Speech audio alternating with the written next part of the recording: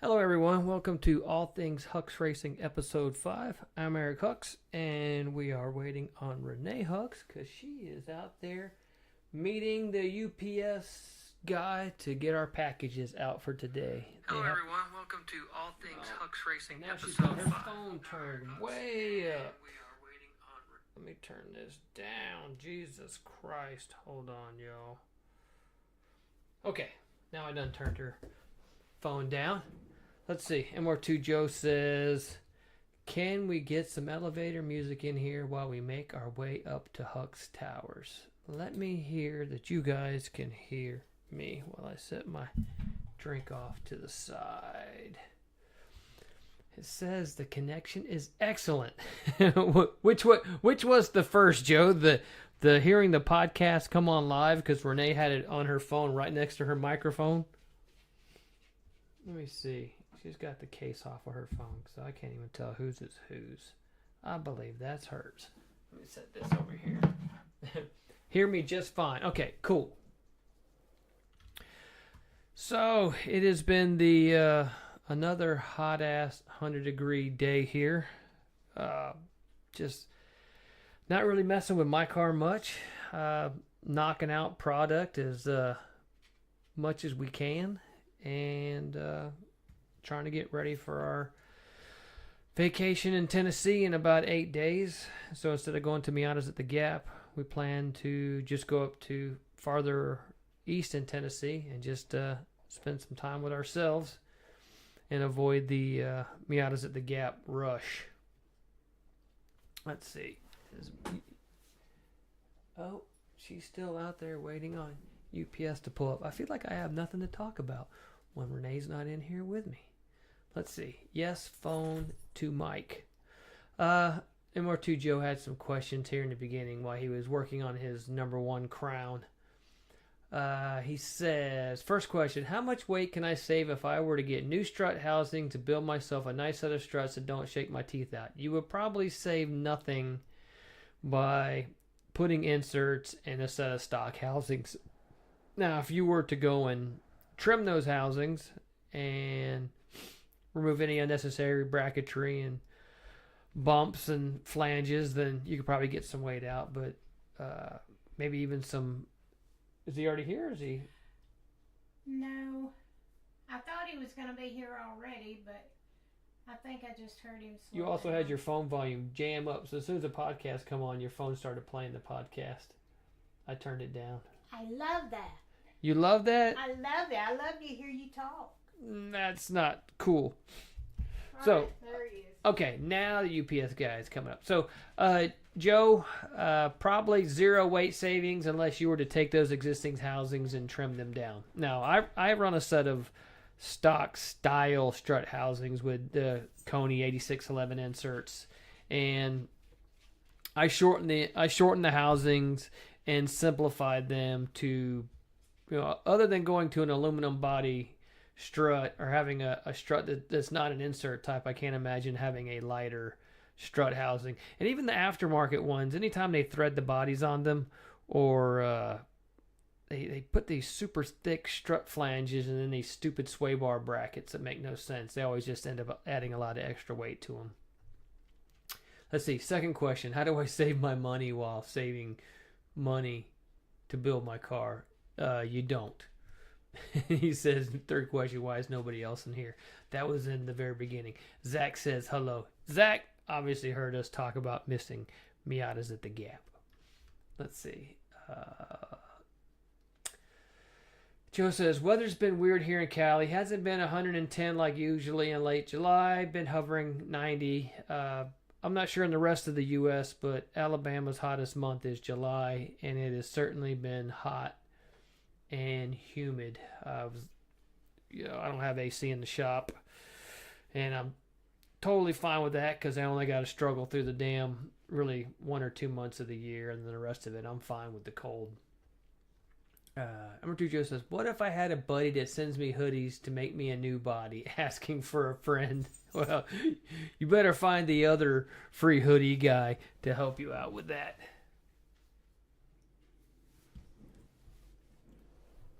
None of the visual stuff has disconnected. none of the visual stuff has disconnected. Thing says, people out here making reels frying eggs outside in this Florida heat. I bet. It is damn absolutely hot out this time of year. I'm not sure if it's any different than any other time of the year, or any other place in the summer, or any other season, but it's damn sure been pretty warm out. Let's see, I'm going to go to some cooler pics. I thought I added the pic. I guess I didn't add the pic that said the weight on it, but that's the way the canny sits right now. I think Renee's about to make her way back in. Hell, if you guys don't have anything technical to talk about, we could probably make this a short podcast, and I can get a nap before going back out there in the night air to work on some parts. Zach says northern Michigan is usually hottest in August.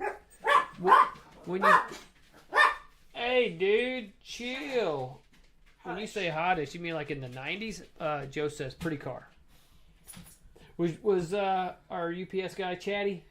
Oh, yeah, he was a little bit chatty. He was chatty about the weight loss. Did you see the second day air? And Yeah, he's seen that, but he wasn't scared because he's going to get there in time. He's got about 20 minutes to get there. Cool. So he'll be fine. But he said something that kind of offended me. Mm-mm. I told Shonda that I'm in my 130s now. I'm good. I don't want to lose no more weight because I'm looking too skinny. I said, all I want to do now is tone. He said, well, you ought to be toned. I'm like, you ought to be toned. Are you kidding me? I think he means all the working out and everything you do. Yeah, but in your 50s, it gets hard. So all you youngsters out there, you better get that shit while you can. Zach said 90s, low 100s. Well, we had a real feel of 109 today. It was, man. Well, it was funny. I come in from the shop and I just put on a fresh shirt so I'd have a unsweated shirt on before the podcast. And then a guy called with a technical call and I had to go back out to the shop. I came back in like, fuck. That wasn't a nice dry shirt. Now I got to do it again. Yep, that's how that went. MR2 Joe says, that sounds nice, Zach. Yeah, it was a special day today. Oh, goodness. I put up the pic of the car on its scales. Yeah, with its skinny butt. It looks shinier in person. That picture looks kind of dull. I agree, Zach. And them people that's in those triple digits all the time don't understand what us lowly double digits go through. It's the humidity. But, we've been over there where it's 120 degrees out. And I see you disconnected. What happened? Oh, it disconnected and came back on. It's good right okay. now. But we've been over there in Arizona when it's in the low 110s, 20s, and 10% humidity. That sucks too. Oh my God. Trust me, even when it's hot as shit and the humidity's low, it's like it dries your throat and your nose, and it still just sucks to breathe. So, did you hit record? Hot is hot. I hit record on your phone? It says, let me turn this down. Jesus Christ. I did say That's that? what it says. Oh, I might have. Boy, you better be careful with that. You might have said something that got you in trouble. I would have said it on the podcast. I was live when I turned that shit off. Well, that shit is your podcast. Well, it was talking over me. I'm like, what the fuck? I'm sorry. I thought I had it down. My goodness. Oh, okay. Anything you like to talk about? And we'll be done here in 10 minutes. Well, let's see. We have Joe, Zach, and Sang. Mm-hmm. And I have no updates on MR2s on the Dragon. Still, something's going on with Fontana. They are Well, They the are- lady said that she's got 2 weeks of training with this new guy, this new sales rep. Yeah. You're going to roll on her tail if you go that way. How about training the dude by making reservations? Yeah, the easiest way to train somebody is hands-on. And I don't understand their level of thinking. Because there's But groups larger than ours that are having trouble trying to set up for events a year from now. Because that's, Yeah. I mean, the way to have a successful event is to plan early. the only ones that they have booked for next year is Miatas at the Gap because they're there every year. Yeah, they take the whole park. Yeah. It's probably one of the, other than the minis. I'm not sure how many. I know the minis group is huge, but other than Miatas at the Gap has to be their absolute largest Yeah, it event is. of the year, and the hottest damn time of the year too. And Zach, if you ever get to go to Miatas at the Gap, it's pretty fun the first couple of times, and then you. after you've done it twice, you're like, I'm pretty good, man. The thing is, there's so many cars. It's like over 1,500 cars, and there's so much to do and so many cruises. You don't know which way to go. So they even have a what is it called? Cupcakes Midnight Run close optional. Oh yeah, Something like that. I'm like, Yeah, so- no. Yeah, so if you'd like to be totally odd. Zach says, when I have fans kick on via the ECU, I have an option for RPM idle to kick up a little. Should I do that? And what RPM is the normal? I've noticed that higher RPM equals less voltage. Do you really have... So say if you're... I'm assuming this is your K-Series MR2. So say if your MR2 is idling at 850 to 900 RPM. If you bring it up to 11, are you telling me that you have less voltage if you bring it off of idle? Because that to me sounds weird. I'm typically, I run a S2000 alternator, but when I rev it, I'll be at 14.7, shy of 15 volts, but down at idle, I'll only be 13 something. So I see a slight uptick in voltage as I speed the alternator up, but are you having less voltage off idle? That just sounds weird. But if the fans alone, if the kicking the fans on alone isn't enough, like I would assume that the extra idle up is for the electrical load, or if you want more coolant to flow while you also have the fans on higher. But it takes a moment for the thermal mass of the fans coming on to reach the engine in the back of an MR2. Higher RPM equals less voltage. Do I really benefit? So I just wait for Zach to come back with me on that. Let's see. Let me show... Changing my pictures as the podcast goes on. Bam! That's my Willwood Spindle TBM drag brake setup for the MR2s. Joe says, I just want my car to start in place. LOL.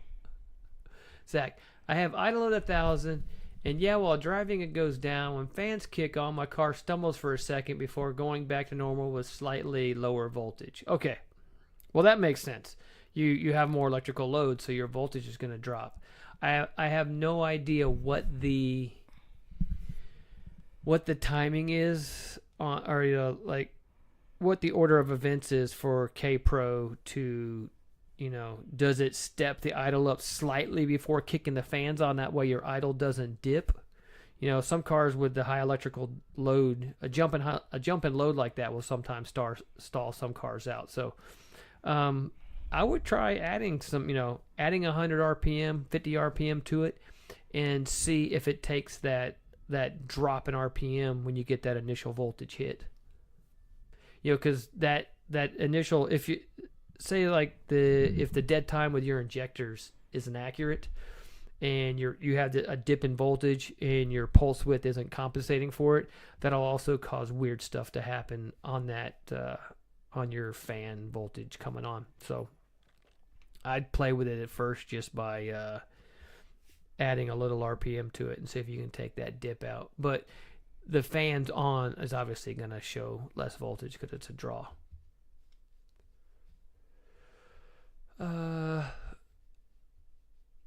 let's see. Yeah, so that's my drag brake setup.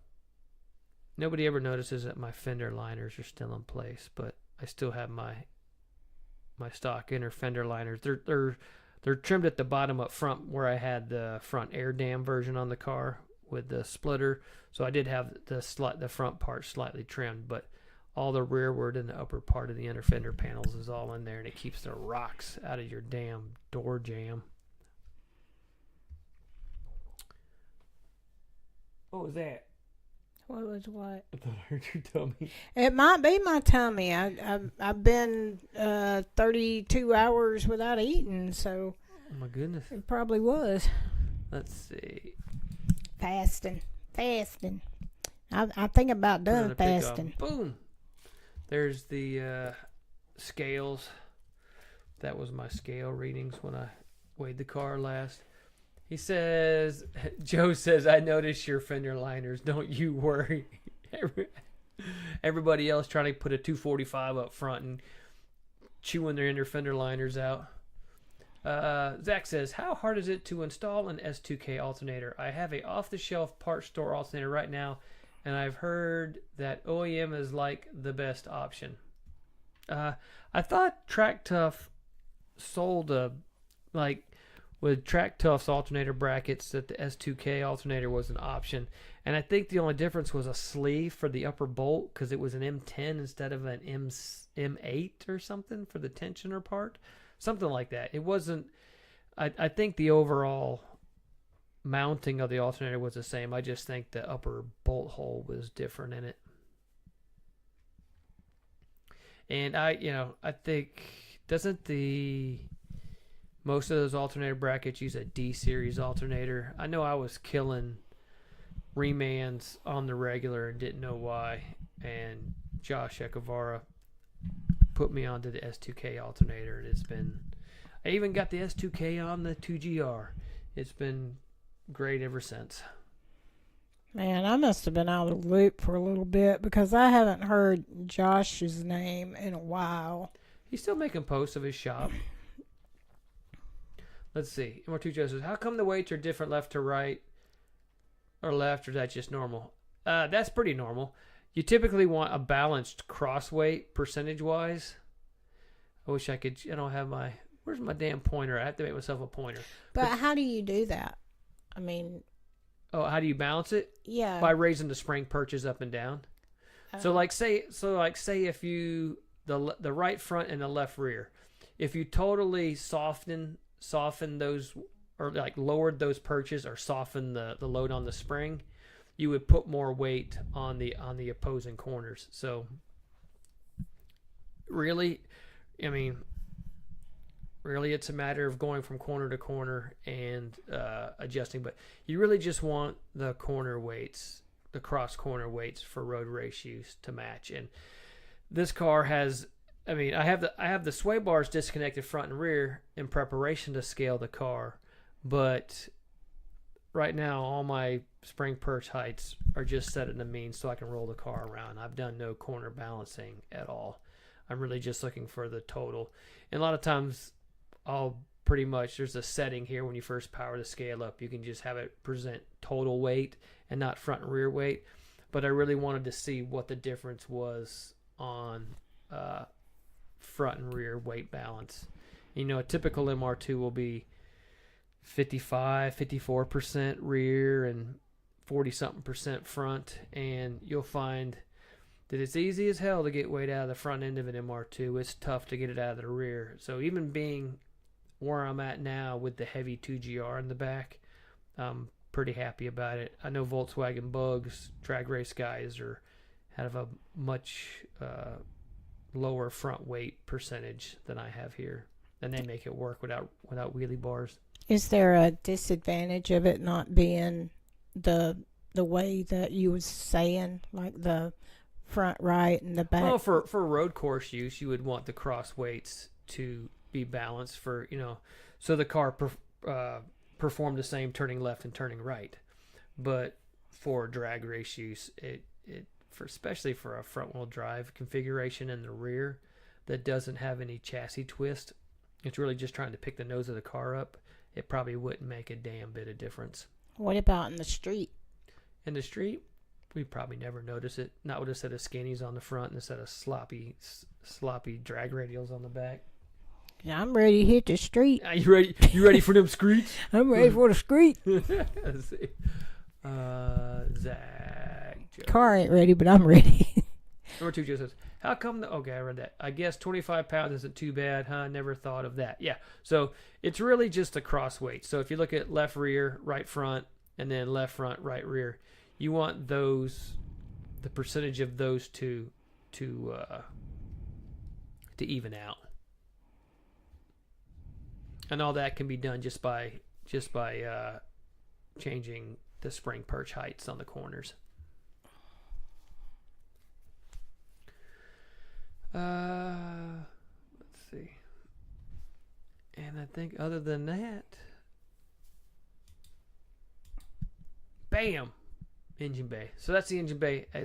All these picks are exactly how it sat as of, I guess it was last week after the podcast time that I took all these picks. So this is how it currently sits. I got the car. I put a fresh set of plugs in it. I can crank it up and run it.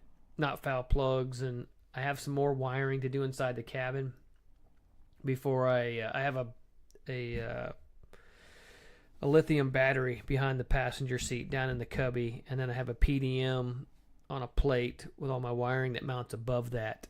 And I want to put all my wiring back in place and zip tie all my looms down and stuff. So once I do that, then I'll probably be ready to go ahead and get this thing over to the dyno. Let's see. Zach, I talked to a friend that races a K24, and he says he has the alternator is on a one-wire setup, so it's always going full blast. Is that something I should look at? It's nothing. I mean, theoretically, you're on K-Pro. I think K-Pro still has factory alternator control, whereas no other standalone really. I mean, I guess you could wire it or use an output for alternator control, but essentially a one wire, when I say one wire, a true one wire alternator has nothing but an alternator cable coming off of it going to the battery. When they do that with the Honda, they're taking the 4-pin plug and they're taking the one wire out there that's for like the ignition on signal, and they're tying it over there to the alternator lug. So anytime the car is on, I mean, you don't want to do that unless your alternator cable is disconnected from the battery when the car is off. Because if you set a Honda alternator up in what they call, I guess, like one wire mode without doing the internal modifications, you're going to have an alternator that's constantly humming and draining your battery when the car is turned off. I hope that makes sense. Because when you apply the 12 volts to I can't remember which pin it is on that 4-pin connector, but you only have to wire one wire to that connector, and that turns the alternator on, ready to charge when the alternator's spinning. You don't want 12 volts to that all the time, because that's constantly pulling load on the battery and going to drain your battery. But a true one-wire alternator isn't set up like that. I don't know the proper term, but there's like a rectifier or something in it. When it sees a certain RPM, it turns itself on. That's not how a regular K-series alternator is going to be if you're running just a one wire off of that 4-pin connector. Whereas a true so I guess with a K-series alternator, that would be 2 wires, but with a true one-wire alternator, it's nothing but the alternator cable coming off of that, and it knows to come on at a certain RPM. I hope the hell that makes sense. Joe says, someday I'll have a clean engine bay like Hux. Maybe so. All you got to do is work at it. I mean, let's see. I'm like 30 years older. You got plenty of time to work on it. Let me get myself some drink over here.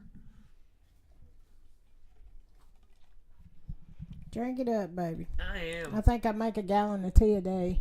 Lately, it's been a day hot days. Yeah. Okay, he says pin 1 is for the 12-volt exciter. There you go. So, Luckily, when I wired this 2GR with my S2K alternator, I went over and looked at my other harness, and I was like, this pin right here is the one I'm using. I didn't have to look it up anymore. And I wired that to 12 volts key on, and it's been solid. MR2 Joe says, right now I'm rocking a Dirty Bay. Zach says, okay, that makes sense for him since this is a car that has a kill switch compared to my street car. Yeah, so you're essentially doing the same thing if you're wired like the rest of us with a standalone. You only have one wire going to the 4-pin connector on your K-Series alternator. But with the, like I said, I would assume that K-Pro still, because it's still based off of a stock ECU board. So I'm assuming the stock alternator control is still there in the ECU, and I would think that would be better because you're not overcharging all the time. You know, it's essentially if the voltage sensing circuit is properly wired, it's only charging as much as it has to. Gregory Hurst says, hello, peoples. Hello, Gregory. Hello, Gregory. What you having for lunch, Gregory? It's crazy to think this is like, it's just lunchtime. It's only like 7 hours different from us to him. What time is it over there, Gregory? It's like lunchtime for you in New Zealand land, right?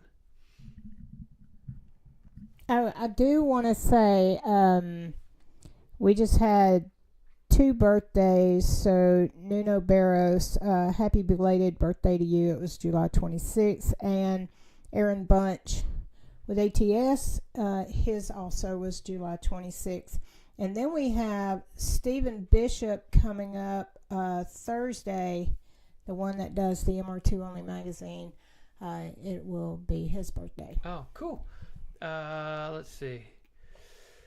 Richard Joseph, isn't it like 1 to 2 depending on time change? Gregory says it's 12:30 noon. It's 7:30 p.m. here. Which it's just crazy. I mean, to think that far. I mean, shit. Joe's just over in California, and it's a 2-hour time difference from us. You would think, 7 hours? That's not that far away. Shit! It's a long ways around the world. Oh, and done. Go on, baby. Give your birthdays out. Okay. August 4th is Ransom Hall's birthday, so happy birthday to him coming up. Ty Saxon's August 5th with TCS. Happy birthday to him. And then Chris Bailey is August 6th coming up, so happy birthday to him. Oh, happy birthday, peoples. Lots of good birthdays coming up. Yeah, Gregory's a future dude. Gregory's in the future. Yeah, he always wishes me happy birthday before anybody does. Yep, Wednesday is already there. Yeah, his Wednesday's about to be done before we even get to Wednesday. I had another friend, Neil Conifray. Well, I still have a friend. Neil Conifray. He's from New Zealand. And he used to always say, you Americans are behind. I said, I know it. We're always behind on something. But that was the going joke between us about the time and everything between America and New Zealand. Kiwi. Kiwi. Oh, hell. Let's see. Hey, what's up with the, you sent me the link to the Bear Mountain tickets thing. I thought it was $5 for the show. Then it's $6.50 online. We just wait to show up in person and pay $5. I don't know, but in my mind and in my thoughts, I don't think they've ever charged for the car show, but it is a charity benefit, a charity fundraiser. So for the Alabama Red Cross, the American Red Cross. So Society. American. What did I say? Red Cross? Yeah. Okay. Y'all don't listen to me. But anyway, yeah, the American Cancer Society. So in my thought, why would it not benefit them more to just let people donate what they want to enter their car? I mean, some people would probably give more than $6. Use that money to buy raffle tickets. No, not to buy raffle tickets, but give it to the American Cancer Society that they give their money to from the charity. That's what I think, but I just thought of that a while ago. I would just wonder, because did the $5 a person for the car show, was that a public post? I don't know, because when I pulled up the link, it was $6.50. Yeah, I saw that. That's because they're using some online service that's going to take 30% of all the monies from it, which is kind of odd, instead of just taking monies the day of. Greg says, I got my PDM installed, coolant booster pump running from it. Run the car up, coolant system bled. Got to add the radiator fans to the PDM. Yeah, that's one thing I'm going to look at. I know I need to add some form of a fan shroud up front because my air is just circulating up and under the radiator. But I was going to look to add some brushless fans and some PDM control to my fans up front. That's one of the extra. I need to add a second fan wire to head up front for my radiator before I seal up my wiring in the cabin. Joe says, good progress. Great. Yeah, it says reconnection successful. We back. Not sure what all that was about. Cut. Yeah. Joe always says, cut. Cut. Now, Joe, when it cuts, has it been cutting the audio too? Because that's a mess. Oh. I wonder if it buffers back in what I've been saying while the cut occurred. Yes. So it takes out audio and everything. So it's cutting audio and video. What's the last thing we said that you heard?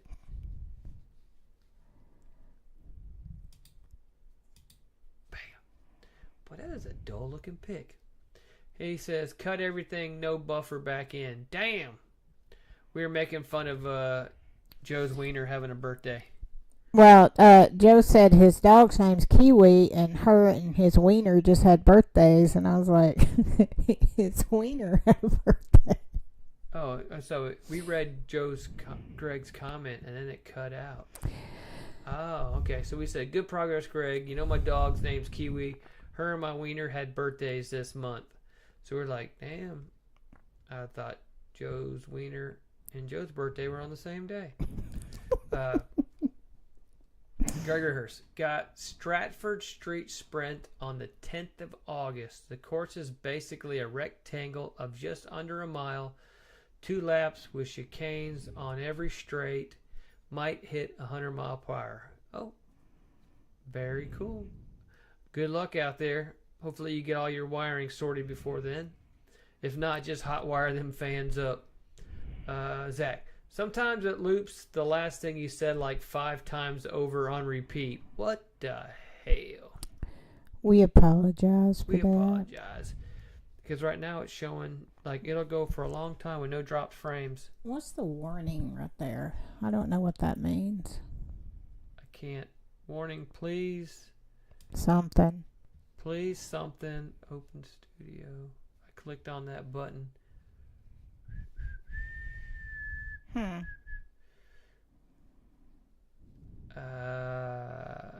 It's like a whole nother data window.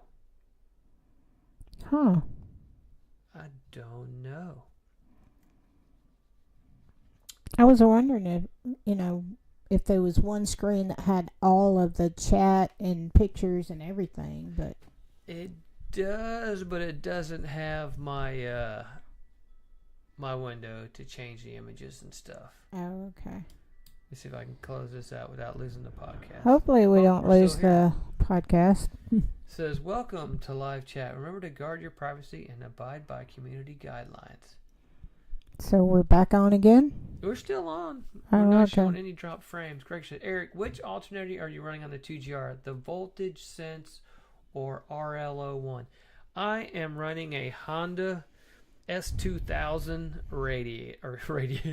I'm running Alternator. an MR2 radiator. But my alternator is a Honda S2K. I'm sure there's Toyota versions that have the ears in the right spot, but when I rotated my engine up to be level, I left the crank center line in the same place. So imagine the crank center line's in the same place, and now you've rotated the valve covers to be level.